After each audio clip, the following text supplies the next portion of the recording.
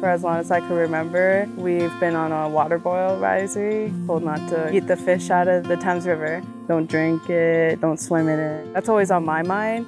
It's a changing world and lots of development is coming into place. Land is very delicate. Stuff can be broken and can't be fixed. We need to save what we have while we can.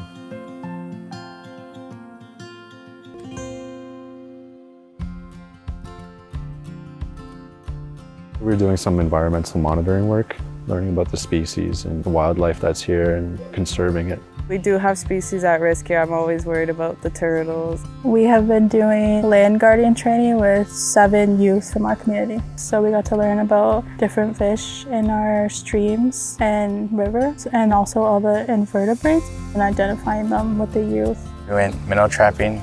We caught sticklebacks and crawfish. Something I learned that I didn't know before was all the fish life that we have within the creek itself. I thought that was just in the river.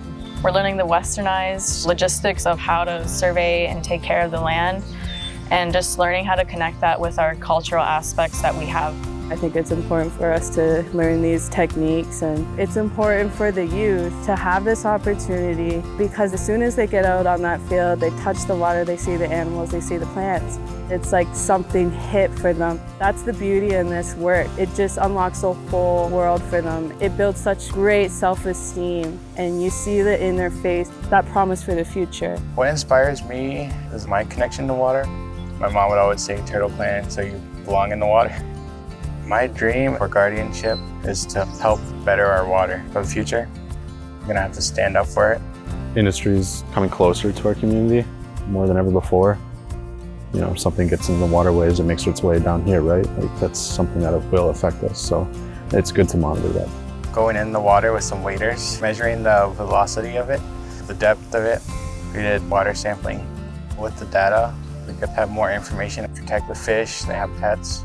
I hope to continue doing more with the Land Guardians and to just further my knowledge to protect my community.